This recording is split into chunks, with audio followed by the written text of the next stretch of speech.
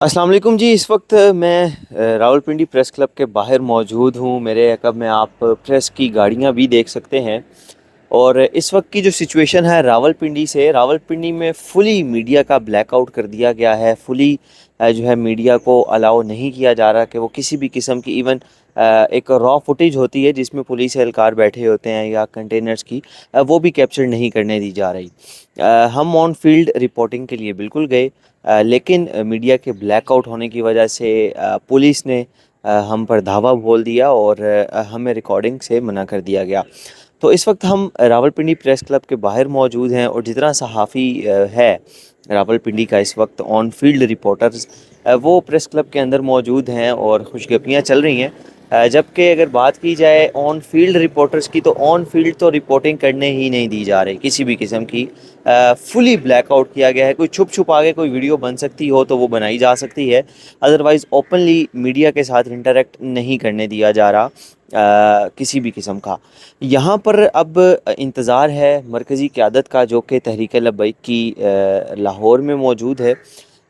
वो जैसे ही कोई कॉल देगी, वो जैसे ही कोई भी किस्म का ऑफिशियल अनाउंसमेंट करेगी, उसके बाद कोई फ़ैसला किया जाएगा। लेकिन जहाँ तक एक न्यूट्रल ऑब्ज़र्वेशन की बात की जाए तो रियासत मेरे ख़्याल से ये फ़ैसला कर चुकी है कि हमने किसी भी किस्म का जो है वो प्रोटेस्ट तहरीक लब्बैक की जानिब से उसको जो है वो अकोमोडेट नहीं करना, उसको किसी भी किस्म का अच्छे तरीके से खुशगवार मूड में उसको होने नहीं देना।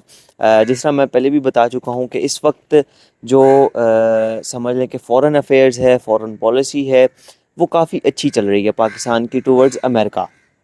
तो ये जो मार्च है ये भी अमेरिकन एम्बेसी के सामने है और अमेरिका का जो एक दोहरा मयार है, दोहरा चेहरा है, उसको दिखाने के लिए कि तुम एक तरफ तो कहते हो कि हम अमन मुआहदा करेंगे, अमन के हवाले से बात करेंगे, अमन लाएंगे, और दूसरी तरफ तुम ही सबसे बड़े सपोर्टर भी हो इसराइल के। तो ये एक ऐसी डिबेट है जो कि ऑन द टेबल की जा सकती है और बड़ी ज़बरदस्त डिबेट है। लेकिन पाकिस्तान जो कि एक रियासत है और रियासत का एक सुपर पावर की रियासत के साथ काफ़ी अच्छा जो है वो गेस्चर्स मिल रहे हैं, काफ़ी अच्छी गपशप लग रही है। तो रियासत कभी भी ये नहीं चाहेगी कि उसका जो इस्लाम दुआ है, जो रियासत की अच्छे अच्छे इनिशिएटिव्स उनके साथ चल रहे हैं, वो ख़राब हो सकें। तो यही दुआ करेंगे कि अल्लाह रब्बुल इज़्ज़त इन तमाम मामलात में पाकिस्तान की हिफाजत फरमाए, पाकिस्तान के शहरियों की हिफाजत फरमाए, मुसलमान भाइयों की हिफाजत फरमाए, और